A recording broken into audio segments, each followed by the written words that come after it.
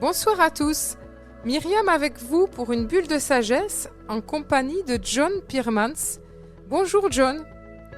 Bonjour Myriam, merci de m'accueillir. Eh bien c'est avec grand plaisir John que je vous reçois sur notre nouveau numéro d'Envie de sagesse. Et alors John, votre deuxième nom, on va dire votre nom d'initiation, c'est Tama Keapa. On va en parler peut-être tout à l'heure. Avec grande joie. Voilà, donc vous proposez une école du chamanisme concret que vous avez fondée il y a 3 ans et que maintenant vous co-dirigez avec un ami. Et vous avez également écrit le livre Les 7 directions indigènes aux éditions Histoires, qui est également, si j'ai bien compris, votre propre maison d'édition. C'est bien ça?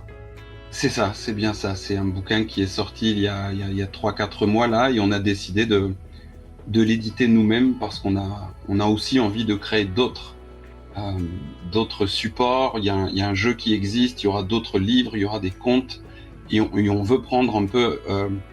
on veut gérer l'écosystème de nos créations. C'est-à-dire que ma chérie Gladys est l'illustratrice, moi j'écris et on veut vraiment pouvoir créer l'environnement qui correspond le mieux au message qu'on a envie de partager. Donc on a créé la maison d'édition Histoires, en effet. Et donc le livre est sorti, vous me disiez, tout récemment, il y a 3 4 mois. Et, Avec plaisir. et effectivement, pour le commander, du coup, il faut s'adresser à vous. C'est ça. C'est ça, c'est tout à fait ça. Alors John, j'ai vu sur votre profil, parce qu'on vous trouve sur le profil Tama Keapa sur Facebook. Tout à fait. Donc Tama Keapa, vous cliquez et alors on découvre la multitude, j'allais dire, d'activités que vous proposez. Et vous êtes tout le temps plein d'idées. C'est ça. En Mm. fait, il y a quelque chose de l'ordre de l'hyperactivité, en tout cas du besoin de créer. Raison pour laquelle, en effet, il y a plusieurs pôles qui sont en train de se réouvrir dans ma manière de travailler. Il y a il y a la maison d'édition, il y a l'école de chamanisme concret.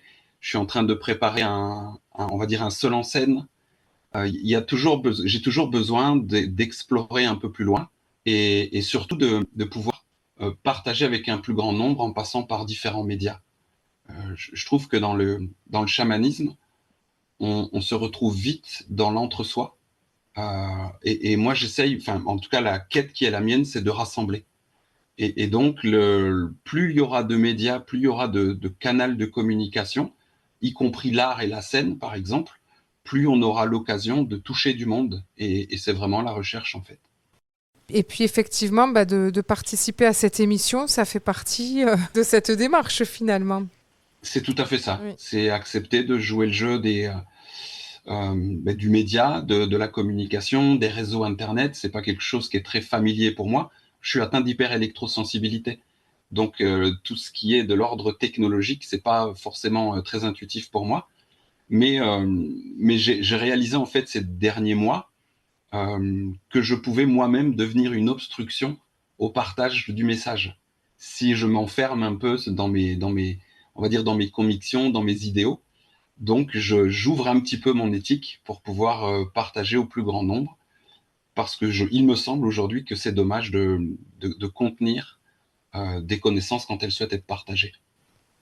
Et oui, tout à fait. Donc ça demande, comme on dit, un certain dépassement, de ne pas rester dans sa zone de confort, bien tranquille dans son petit coin. Et c'est C'est un ça, enjeu pour vous là. Ce soir, c'est un petit défi quand même. c'est ça. Il y a vraiment une part initiatique là-dedans. Et comme j'ai à cœur que la vie reste une initiation Ah oui. pendant toute ma vie, il s'avère qu'aujourd'hui, accepter de jouer le jeu de cette communication via les médias, c'est mon initiation du moment. C'est celle qui va me pousser à pouvoir tenir droit qui je suis, porter ma parole, partager ma vision, sans jamais chercher à avoir raison, mais toujours en ayant cette assise derrière le récit que j'ai envie de partager. Ouais, très juste. Et à propos d'Assise, il faut le dire aussi dans votre présentation que vous êtes un ami de Denis Malice, qui est Oui, passé dernièrement. oui, Voilà. et de Stéphanie Marlière. Ah oui. Oui, en fait, on se parle actuellement de chez moi, donc je suis dans l'Aisne en France, mais on y est depuis 2 ans. Pendant 17 ans, on a vécu dans le sud de la France, à côté de Perpignan, et donc je connais très bien Stéphanie et Denis. Et donc, c'est par le passage de Denis chez vous que j'ai pris connaissance Ah oui. de votre proposition. Et vous avez bien fait. Et d'ailleurs, je fais une petite parenthèse que je refermerai rapidement parce qu'on est là pour parler de vous. Mais je profite pour faire la pause, Faites. la publicité pour dire que Denis, c'est une des émissions les plus écoutées. Il y a eu un Mm. très grand succès et nous allons renouveler. On va faire des épisodes réguliers, mensuels, voilà, pour explorer avec lui Génial. voilà, un enseignement, une sagesse du moment. Donc ça va être une Mm. belle aventure. J'en suis ravi. Alors, on revient à vous, John, et on va quand même parler de votre parcours. Donc, Avec plaisir. puisque vous avez fondé cette école du chamanisme concret, donc en fait, c'est que vous vous êtes intéressé à la spiritualité. Vous êtes en plus assez jeune, hein, je peux le dire. Vous avez 46 ans. Oui, oui. Comment, qu'est-ce qui, sur votre chemin, qu'est-ce qui vous a décidé de vous... Cette quête de sens, est-ce qu'il y a eu un événement déclencheur? Est-ce qu'il y a eu une épreuve? Ou est-ce que c'est depuis tout petit? C'est un peu les trois. Ah oui, Si je commence un peu au début, j'ai toujours eu le sentiment de vivre dans une réserve. C'est-à-dire que j'ai toujours perçu qu'on vivait dans une partie restreinte de la réalité. Le fait est qu'autour de moi, dans la vie, donc moi je suis belge, je suis né à Charleroi, en ville, et autour de moi, il y avait personne pour m'expliquer ce que je ressentais. Donc au début, j'ai eu très peur de ça. J'ai fait des terreurs nocturnes jusqu'à l'âge de 20 ans, parce que sensibilité particulière et surtout cette certitude qu'il y a quelque chose derrière ce qu'on nous dit être la réalité. C'était une obsession pour moi, ce qui m'a terrorisé pendant des années. Ensuite, j'ai eu la chance de rencontrer très tôt ma chérie, Gladys, Eleliara, qui vient de l'île de la Réunion.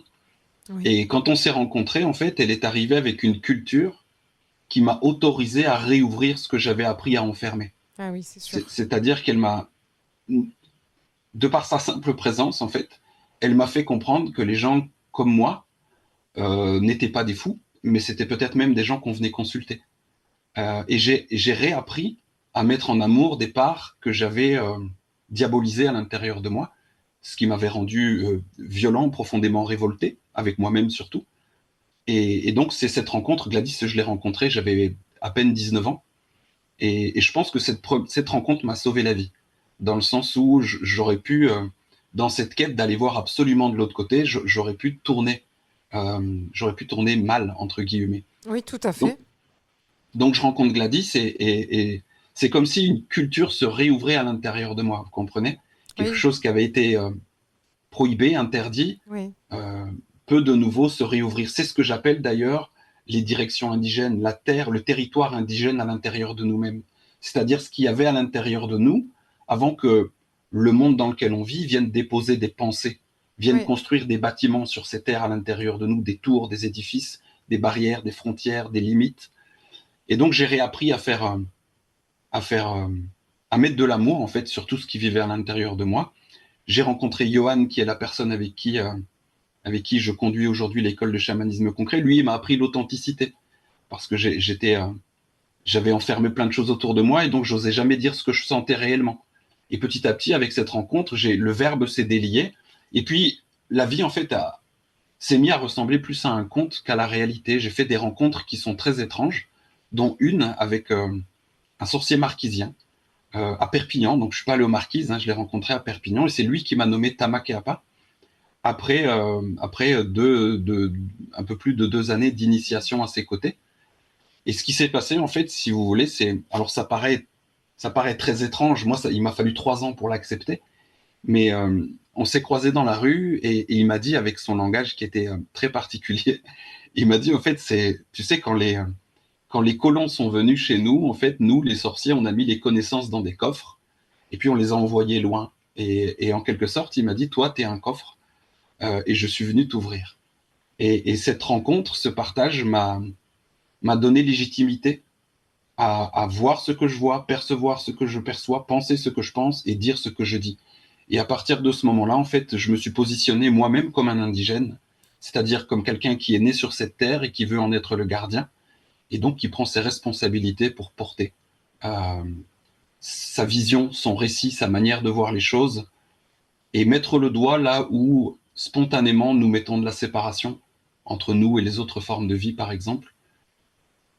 Il y a quelque chose qui s'est déclenché en moi, comme une autorisation, qui s'est ensuite validée. Après, on pourrait en parler longuement, mais qui s'est ensuite validée lors d'un voyage en Amazonie brésilienne, où là, c'est vraiment la rencontre avec la forêt elle-même qui m'a dit rentre chez toi et tiens-toi debout, en fait. Eh bien, John, on va peut-être, là, on a beaucoup de choses sur lesquelles j'aimerais que vous nous reveniez. Donc, je vous propose une première pause musicale et nous allons nous retrouver tout de suite après pour continuer la suite de vos aventures. À tout de suite. Myriam avec vous pour une bulle de sagesse en compagnie de John Peremans. Et donc, John, auteur du livre Les 7 directions indigènes aux éditions Histoires, sa propre maison d'édition, et qui a fondé il y a 3 ans l'école du chamanisme concret. Et donc, John, vous nous partagiez votre parcours. Ce qui me touche dans votre parcours en tant que, on va dire, occidental, vous êtes belge, occidental, et vous disiez que vous étiez enfermé finalement dans la rationalité. Nous, on est dans une société occidentale très rationnelle, et tout ce qui est un peu de l'ordre de l'irrationnel et de l'invisible, c'est vraiment tabou. Donc voilà, c'est soit des religieux, soit des illuminés, soit des perchés, entre guillemets. Il y a les 3 directs, et c'est tout. Et votre rencontre avec votre amoureuse Gladys, qui est de l'île de la Réunion, ça a déjà été une première ouverture à un autre monde. Et il y a une autre chose aussi, vous nous dites à demi-mot que vous voyez des choses derrière les choses. Qu'est-ce que vous voyez finalement ? C'est quoi cette autre réalité ?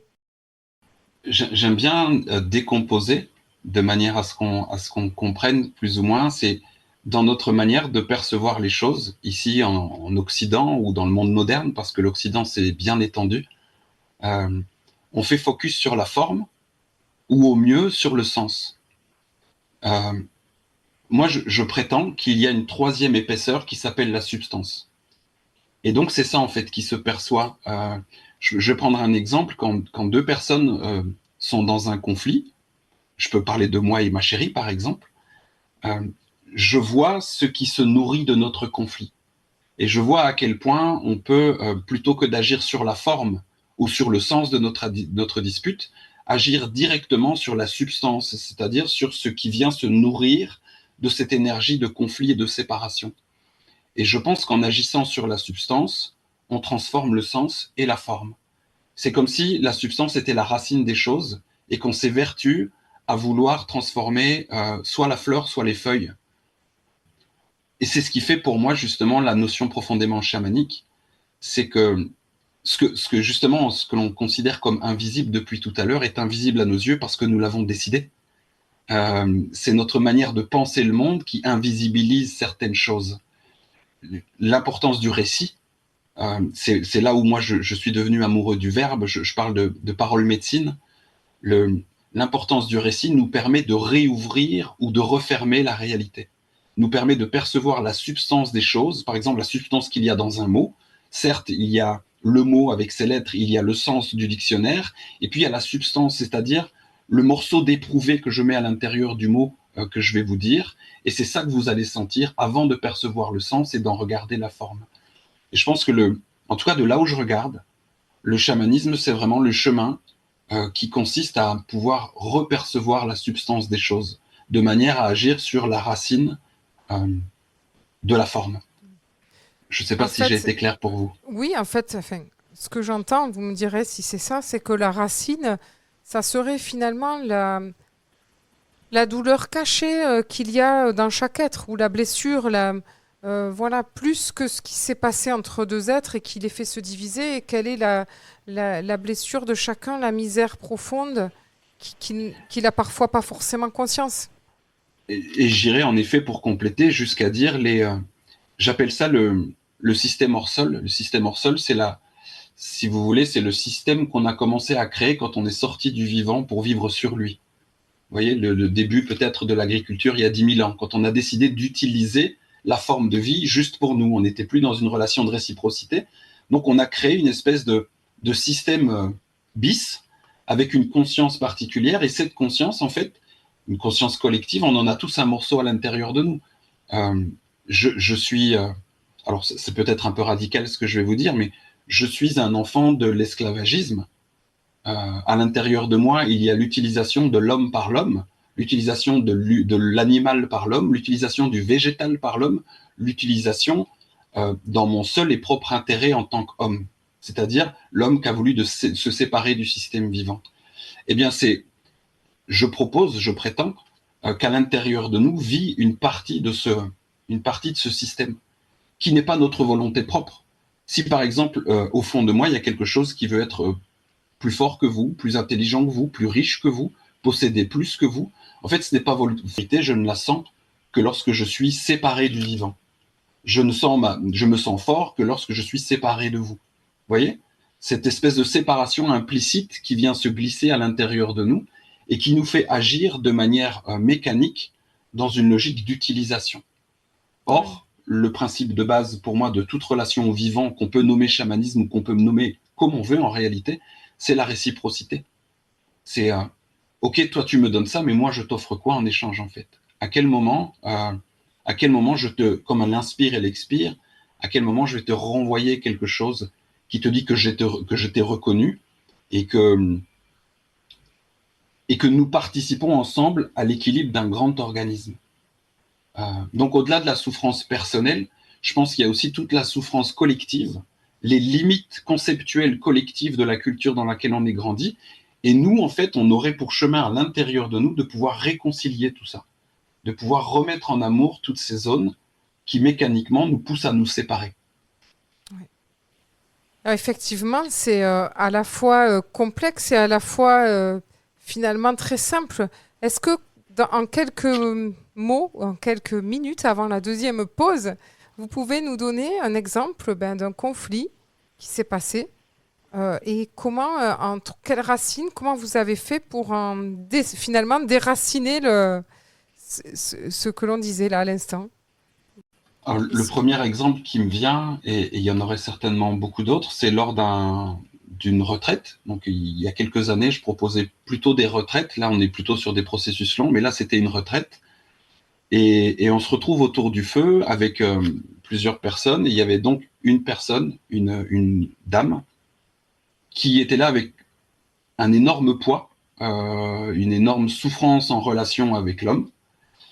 Et l'espace d'un instant, en fait, je lui ai offert, inconsciemment, en tout cas inconsciemment pour elle, je lui ai offert de devenir son souffre-douleur. Ça veut dire qu'elle m'a pris à partie. Les gens autour du feu, justement, avaient peur, en fait, qu'on soit dans un moment de perte de contrôle. En fait, ça y est, John a perdu le contrôle de sa pratique, de sa cérémonie. Et en fait, elle s'est levée, elle m'a insulté. Et en fait, moi, j'observais cette situation. Alors, aucunement, je ne prenais ce qu'elle me disait pour moi. J'avais compris qu'on était dans une relation d'archétype.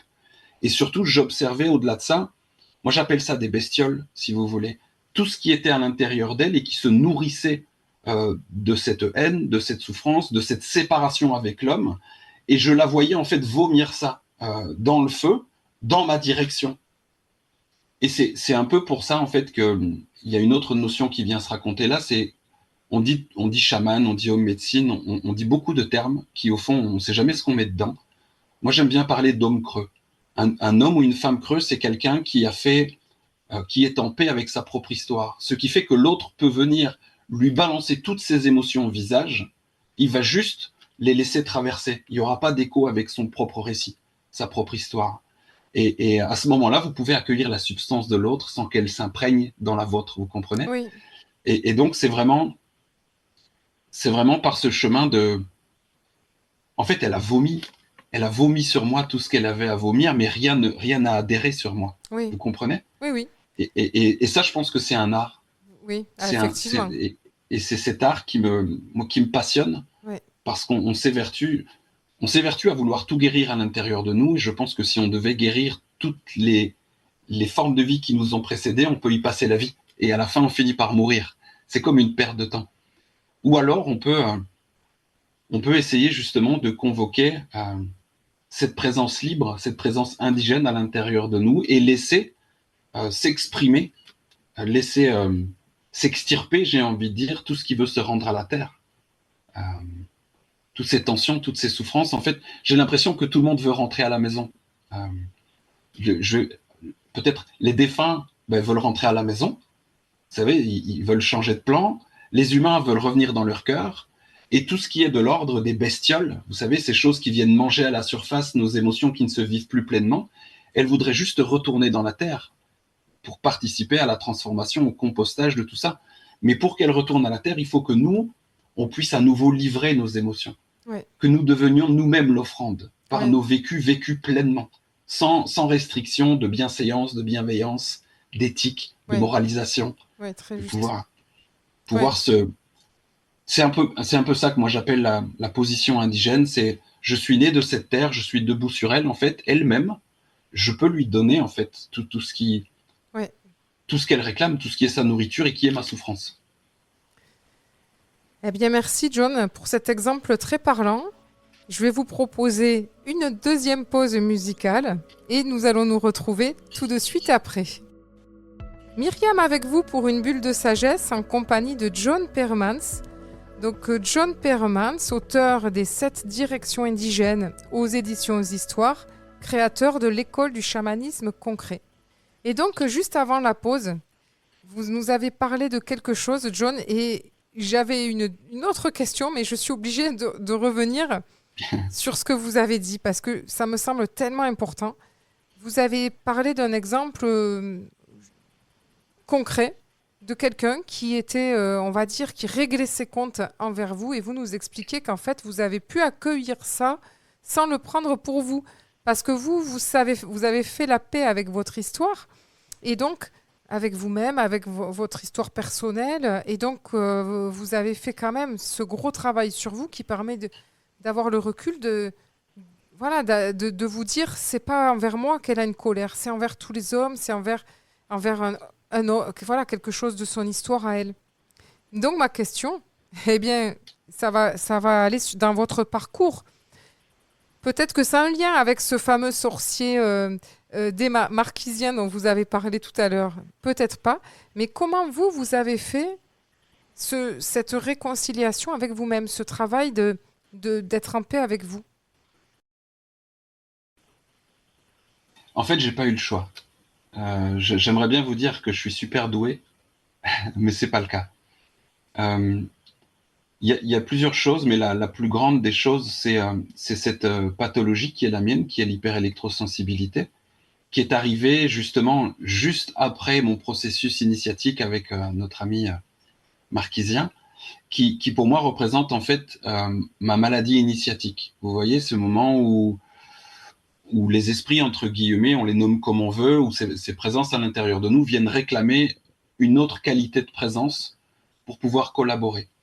Et à partir du moment où j'ai eu cette pathologie, je me suis écroulé pendant 6 mois, j'ai perdu la capacité à marcher. En fait, on pensait que j'avais la sclérose en plaques de manière un peu foudroyante.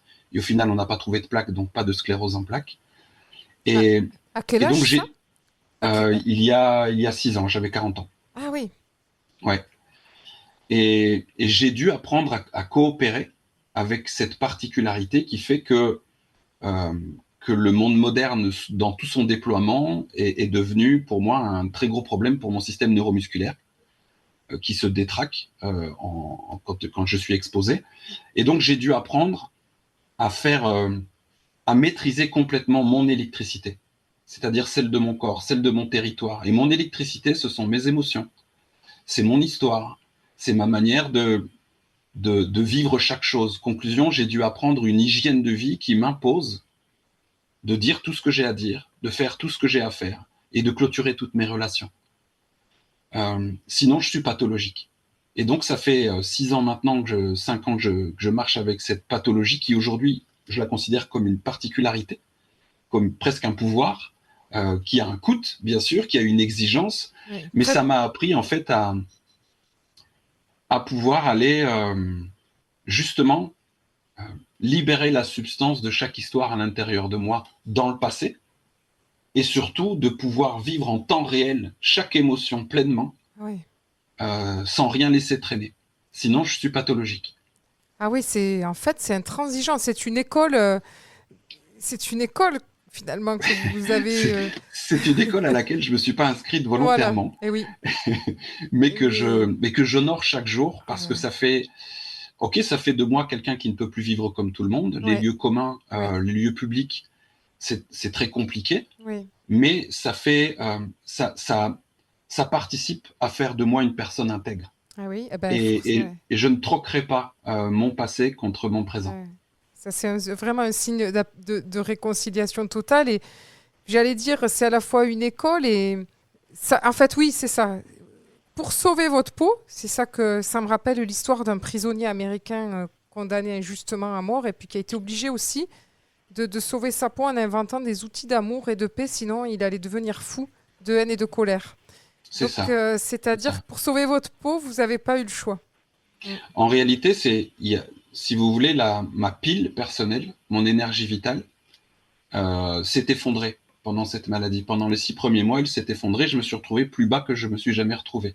Oui. Et il fallait absolument, dans cette pièce fermée et sombre, que je trouve une fenêtre. Ah ouais. Et cette fenêtre, c'est la relation aux 7 directions indigènes. Ah oui. Ce que j'appelle les 7 interlocuteurs, c'est-à-dire il y a toute une roue médecine qui est née de cet enfermement qui m'a Ouais. obligé, puisque mon énergie personnelle était limitée, c'est-à-dire moi, individu séparé du reste, je n'étais plus viable, j'ai dû trouver des chemins de relation avec la vie qui m'entoure. Ah oui.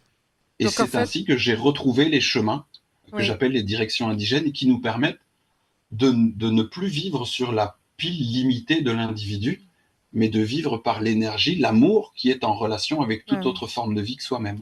Donc en fait, heureusement que vous aviez eu votre initiation avant avec le sorcier marquisien, c'est ça?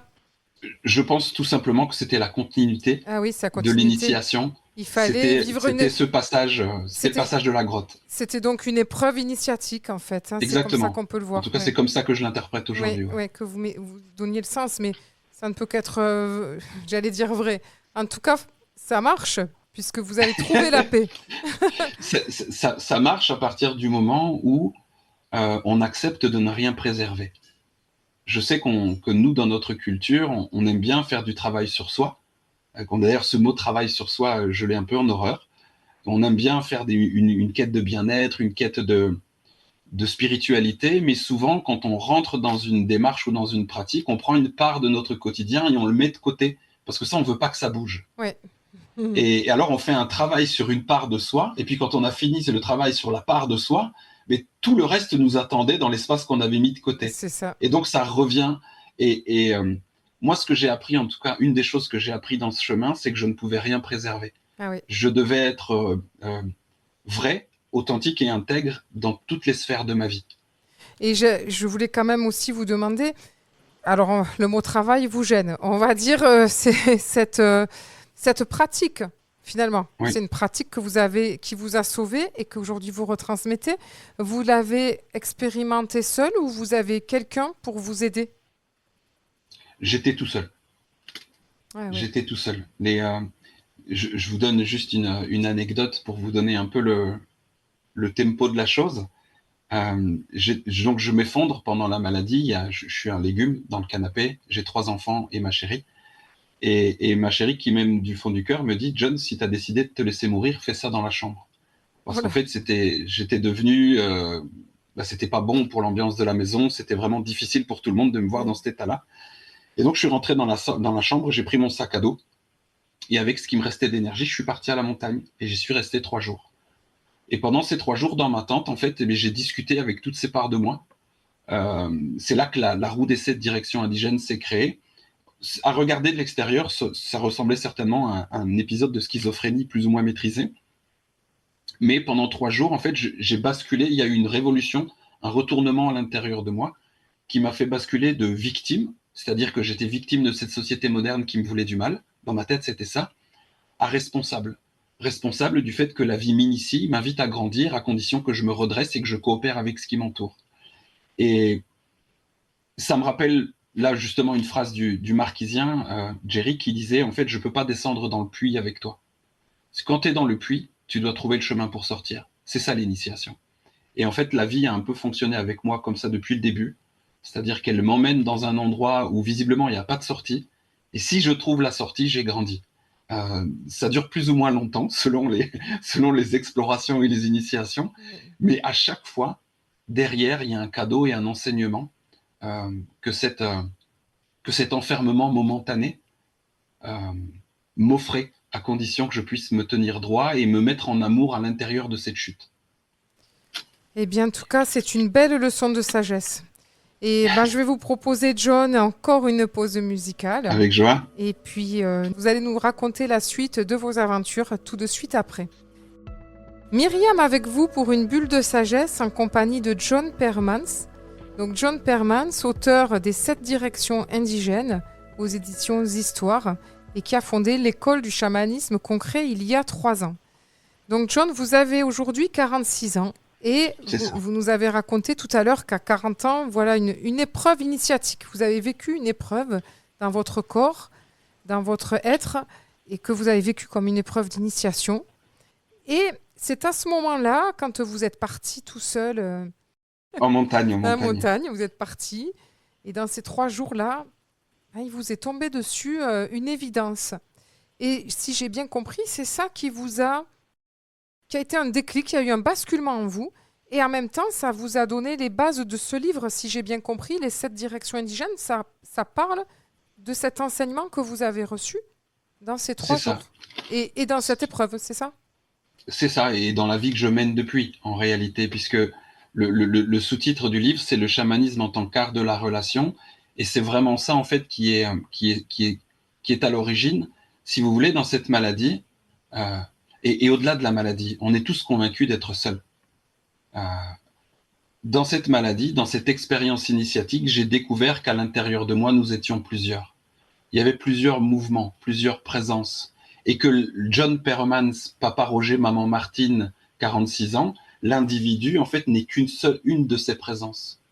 Et que je peux, à partir du moment où je le reconnais, je peux vivre avec différentes présences qui portent chacune des enseignements, chacune des médecines, chacune une perception particulière du monde, et qui ont en échange des besoins auxquels je dois répondre, d'où la réciprocité. Donc à l'intérieur de nous, si vous voulez, je propose l'idée qu'il y ait une tribu. Et que si nous avons un regard individualiste sur le monde, c'est peut-être parce que nous nous concevons nous-mêmes comme une seule présence. Alors qu'en réalité, je prétends du moins l'hypothèse, la vision, le récit, à chacun d'aller explorer, qu'à l'intérieur de nous, en fait, il y a différents mouvements, différentes présences qu'on peut convoquer, avec lesquelles on peut collaborer, et qui ne demandent que ça, en fait, qui sont en attente et qui n'existent pas tant qu'on décide qu'elles n'existent pas. Oui. Ah oui, effectivement, c'est tant qu'on le décide, tant qu'on décide qu'elles n'existent pas, elles n'existent pas. Ça me rappelle un enseignement de toute autre école. Et c'est dans le livre Dialogue avec l'ange où il est dit, si tu crois que j'existe, je suis là. Si tu crois que je n'existe pas, je n'existe pas. C'est ça, c'est ça. Et nous avons un grand pouvoir qui est celui de reconnaître la vie à l'intérieur des choses. Peut-être je bifurque un peu, mais tant pis. Le végétal, par exemple, soit on va le regarder en tant que diurétique, vous voyez, Oui, ou on va le regarder en tant que forme de vie qui peut nous proposer cette collaboration qui est le soutien diurétique, vous voyez. oui. Et c'est juste notre reconnaissance, notre regard qui va faire de l'autre forme de vie un objet que je vais utiliser ou un allié avec qui je vais collaborer. Eh oui. Et puis on Et c'est sait tout que... à fait ça. Et alors, vous dites 7 directions indigènes. Alors, est-ce que vous pouvez nous en dire un peu plus Oui, bien sûr, dans il y a ces 7 présences?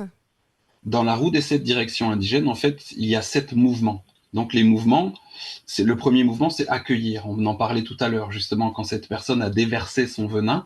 Moi, j'ai accueilli, c'est-à-dire, on peut recevoir quelqu'un chez soi, mais on peut aussi l'accueillir. Le recevoir chez soi, c'est le faire entrer, continuer à rejeter tout ce qu'on n'aime pas chez lui, lui servir un café et attendre qu'il s'en aille. L'accueillir, c'est réussir à mettre en amour pleinement cet être qui rentre à l'intérieur de vous. Donc le premier mouvement en relation avec la direction du bas, c'est le mouvement accueillir, qui est gardé par un archétype qu'on appelle la Vierge. C'est pas la Vierge Marie, c'est la Vierge parce qu'elle nous dit que si on récupère notre capacité à accueillir chaque chose pleinement, le passé se restitue naturellement à la terre. Donc ça, c'est vraiment la gardienne de la terre, du compost. Ensuite, il y a le deuxième mouvement en relation avec la direction du sud. Lui, c'est le sorcier et c'est le mouvement transformé. Lui, il a besoin de nos émotions, il a besoin d'intensité, il a besoin qu'on lui donne la matière première à la transformation, ce que nous ne faisons plus parce que nous sommes devenus des gens bien raisonnables. Et donc, il réclame qu'on lui donne la matière à transformer. C'est l'alchimiste à l'intérieur de nous. L'alchimiste, oui. Exactement. Il y a la direction du nord avec le sage, plexus solaire, qui, lui, en fait, nous raconte que la vie a fait un long chemin pour arriver jusque dans nos pieds.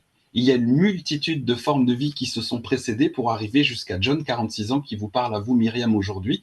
Et ça va dans l'autre sens aussi. Une multitude de formes de vie qui s'est enchaînée pour arriver jusqu'à vous, pour qu'on parle aujourd'hui tous les deux. Eh bien, cette multitude de formes de vie, peut-être qu'on peut mettre en lien avec l'ADN dans la manière dont on lit les choses aujourd'hui, porte une somme de connaissances, d'enseignements, de capacités, de mémoire qui sont en sommeil et qui peuvent se raconter si on crée les conditions pour qu'elles se racontent. Direction du nord, direction du centre, le cœur, c'est l'humain, c'est John, c'est moi, c'est l'individu. Lui, c'est le médiateur, en fait. Lui, il est censé écouter les besoins de chaque personne de sa tribu, la Vierge, le sorcier, le sage et les 3 autres que je vais vous nommer ensuite. Et quand il va répondre à leurs besoins, eux vont mettre leurs capacités à disposition. Ensuite, il y a l'Est, la direction de l'Est avec l'enfant originel. Lui, c'est un peu le Kirikou, c'est l'enfant légendaire. C'est la part qui est lésée, justement, dans une société où la raison a le monopole. C'est l'enfant qui se raconte des histoires. C'est la mythologie, c'est la légende, c'est le conte. C'est cette présence qui n'a peur de rien parce qu'elle se souvient que maman, c'est la terre, papa, c'est le ciel, il ne peut rien m'arriver. Elle est gardienne du mouvement grandir, parce que tout grandit en permanence dans le vivant, sauf nous quand on est assis confortablement dans notre petite vie et qu'on ne veut plus que ça change. Direction de l'ouest, il y a le guerrier, en relation avec les perceptions. Lui, c'est le maître de l'équilibre. Il a une lance plantée dans le sol qui tient verticale entre la terre et le ciel, et il explique qu'il ne va jamais tendre sa lance vers l'autre, qu'il va toujours prendre sa responsabilité en chaque chose, parce que lorsqu'il prend la responsabilité dans ce qui lui arrive, il a le pouvoir nécessaire pour régler ce conflit qui se présente. Alors que s'il tend sa lance vers l'autre, s'il jette sa responsabilité de ce qui lui arrive sur l'autre, il lui donne son pouvoir personnel. Donc lui, c'est vraiment le maître des perceptions. C'est lui qui passe son temps à percevoir la substance en chaque chose. Et puis il y a la lumière en relation avec la direction du haut, qui est la gardienne du mouvement donné. Et la lumière, c'est un petit peu, je pense que c'est ce que dans notre culture nous appelons l'âme. Alors je ne suis pas non plus tout à fait en relation avec cette conception individuelle de l'âme, mais c'est ce fragment de ce quelque chose intemporel qui vit à l'intérieur de nous. Et elle, en fait, elle peut, on dit souvent, la pièce est tombée, vous savez. Elle peut faire tomber une connaissance à l'intérieur de nous, juste parce qu'on a accepté de traverser une expérience. Je vous parlais tout à l'heure de l'expérience d'enfermement. Derrière l'enfermement, quand mon corps a éprouvé l'expérience qui m'était offerte de vivre, je reçois une compréhension. Et cette compréhension, en fait, est ancrée à l'intérieur de moi, pas comme une compréhension que j'aurais acquis lors d'une formation, Oui, bien sûr. comme une compréhension qui a été gravée dans ma peau, en fait. Oui, c'est une certitude maintenant, aujourd'hui. Exactement. Oui. Et donc, c'est la collaboration avec ces 7 présences à l'intérieur de moi qui m'ont permis de sortir de cette pathologie et qui, aujourd'hui, surtout, me rendent le monde habitable. Je comprends un peu mieux. Un récit s'est déployé, une vision s'est déployée, et je vois maintenant où je peux agir. Avant, je ne savais pas, en fait, où je pouvais agir. Ben, tout ça, c'est vraiment passionnant. Mais je vais quand même, John, Merci. vous proposer une autre pause musicale pour qu'on puisse Avec joie. continuer tout à l'heure, après la pause, et revenir peut-être sur votre école du chamanisme concret. Et on va rentrer un peu plus dans le concret tout à l'heure. À tout de suite. Myriam avec vous pour une bulle de sagesse en compagnie de John Permans. John Permans, auteur des 7 directions indigènes, dont vous nous avez donné un petit avant-goût juste avant la pause. Qu'est-ce que c'est que, voilà sur ce que c'était que ces 7 directions indigènes. Et vous avez également fondé, John, l'école du chamanisme concret.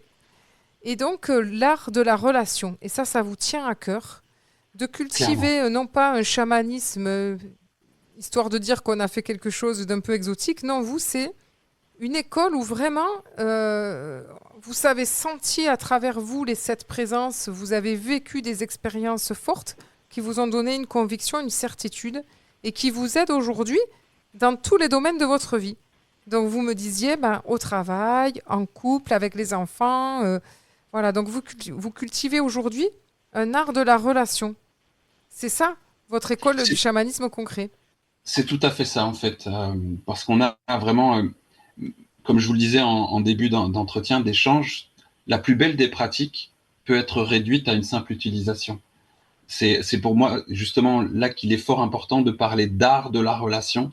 Le but, la trajectoire de cette école de chamanisme concret n'est pas de former des apprentis chamans. Euh, Tout d'abord, c'est pas du tout ce processus-là que prend la vie pour initier quelqu'un. Et ensuite, il y a encore quelque chose de très individuel dans notre conception du chaman. Le chaman étant quelqu'un avec des super pouvoirs. Euh, de là où je regarde, c'est le chamanisme qui m'importe, c'est-à-dire l'écosystème et pas l'individu. Le chamanisme, c'est l'écosystème dans lequel on peut réapprendre à vivre en relation avec chaque chose. Et donc, en effet, ce processus d'école de chamanisme concret a pour trajectoire de nous faire partir dans les 7 directions indigènes, si vous voulez, en reconquête de territoires abandonnés à l'intérieur de nous. C'est comme si j'aime utiliser cette image. On a, on a colonisé le monde entier. Bientôt, on va aller voir le fond des océans et certainement les planètes à l'extérieur de la Terre. Mais j'ai le sentiment que partout où on va, on plante une tour conceptuelle et on ne vit en relation avec ce territoire qu'à partir de notre tour conceptuelle. À aucun moment on met les pieds par terre en relation avec le lieu lui-même, sa médecine, sa magie et son message. Donc l'idée pour moi, c'est de pouvoir retourner dans différentes parts de nous, que je peux appeler par exemple la terre d'amour, la terre d'aventure, la terre d'audace, la terre de perception, la terre de liberté. On va retourner dans ces terres-là pour justement voir ce qui nous sépare de ce territoire et récupérer nos pouvoirs, récupérer des capacités qui sont en sommeil. Ces pouvoirs se nomment s'aimer pleinement, se nomment convoquer la magie, suivre son intuition, intentionner les rêves, porter sa voix, percevoir l'invisible. Ça, pour moi, ce sont des pouvoirs naturels qui sont en sommeil, enfermés dans la conception que nous faisons des choses. Et donc, ça ne peut pas se déployer tant qu'on pense le monde tel qu'on le pense. D'où l'importance pour moi de l'apport philosophique, de manière à pouvoir se raconter des histoires beaucoup plus larges, beaucoup plus ouvertes, de manière à ce que ces mémoires qui étaient coincées dans un ascenseur puissent se réouvrir, se déployer naturellement en fait. C'est pas du tout une quête de pouvoir qu'on va aller chercher loin. Pour moi, ce sont des pouvoirs qui sommeillent ici à l'intérieur de nous et qui sont coincés dans des conceptions réduites de ce que nous sommes. Et le chemin de l'école consiste à pas, au rythme des participants et des participantes, de pouvoir faire éclore un peu réouvrir des territoires à l'intérieur de nous pour sortir de la réserve conceptuelle.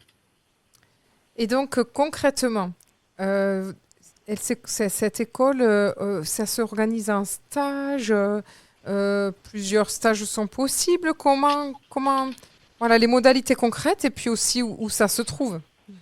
Alors, tout d'abord, ça se vit, pour cette année-ci en tout cas, ça se vit en Belgique, puisque moi je suis remonté dans le nord de la France là. Euh, et c'est assez simple. Aujourd'hui, donc ça fait 3 ans que ça existe, et cette année, on ouvre une nouvelle méthodologie qui est, à mes yeux, beaucoup plus ouverte que celle que je conduisais avant. Avant, vous vous engagiez pour 1 an et on était parti dans un processus d'1 an. Ici, on a un peu pris l'exemple, alors peut-être que l'exemple est étrange, mais universitaire. Ça veut dire que on va vivre ensemble un socle commun de 2 jours, qui lui est obligatoire, de manière à ce que nous soyons tous conscients du récit dans lequel chacun va se plonger pour explorer. Et ensuite, vous pouvez choisir les pouvoirs que vous voulez explorer. Selon les thématiques, si ça vous parle, vous pouvez choisir de toutes les faire si vous le voulez, mais vous pouvez en faire 1, 2, 3, vraiment selon vos disponibilités, le temps dont vous disposez, et les moyens aussi, on va pas se mentir, c'est aussi quelque chose qui joue dans la roue. Et chaque pouvoir s'explore en 3 fois 2 jours, espacé d'1 mois. 2 jours, 1 mois d'espacement avec une visio au milieu, 2 jours, 1 mois d'espacement avec une visio au milieu, et ensuite 2 jours. Et donc, dans ce processus de 3 fois 2 jours, on essaye de gagner un maximum de territoire sur un territoire bien particulier qu'on aura, qui est en relation avec le pouvoir qu'on nomme. Si vous venez, par exemple, pour le pouvoir s'aimer pleinement, mais justement, là, on va être en relation avec la direction du bas, avec la Vierge, justement, celle qui nous invite à accueillir pleinement les choses, et on va, pendant 3 fois 2 jours, essayer de gagner du territoire dans cet espace qui est souvent un espace de désamour de soi, pour pouvoir entrer un maximum de vie à l'intérieur de moi. Et donc s'aimer pleinement, ça veut dire s'aimer soi, ça veut dire s'aimer nous, mais ça veut aussi dire s'aimer nous à l'intérieur de cet écosystème, c'est-à-dire rentrer à l'intérieur de l'organisme vivant pour que lui-même nous fasse comprendre, nous fasse sentir à quel point nous sommes aimés, au-delà de tout ce qu'on peut se raconter en fait. On est toujours en famille, nous sommes tous parents, et à cet espace-là, à cet endroit-là, le désamour n'a plus lieu, le désamour ne peut plus s'installer, et quelque chose peut... la terre redevient fertile, si vous voulez. C'est un exemple parmi d'autres. Eh bien voilà, merci John. En tout cas, oui, c'est un exemple parlant. Donc on sait que bon, les auditeurs qui auront envie déjà de découvrir votre livre, je rappelle, il s'appelle Les 7 directions indigènes aux éditions Histoire. Et vous avez également fondé une école du chamanisme concret que vous co-animez avec votre ami Nanoto. Iwana Noto. Eh bien, merci John. Je vais vous donner le petit mot de la fin parce que malheureusement, nous arrivons à la fin de cette émission. Qu'est-ce que vous aimeriez partager ? Écoutez, ça va être très simple. Je dirais juste que la magie est l'état naturel des choses. Et que plutôt que de vouloir rajouter avec du développement, moi j'opte, plutôt que parler de développement personnel, j'opte pour un désenveloppement collectif. Ah oui, on va retenir cette expression, désenveloppement collectif. Eh bien, merci John, c'était un plaisir de vous rencontrer. Merci à vous. Et quant à moi, je vous donne rendez-vous la semaine prochaine pour une autre bulle de sagesse. Et comme je le dis à chaque fois, laissez-vous surprendre. Belle semaine à tous. Merci.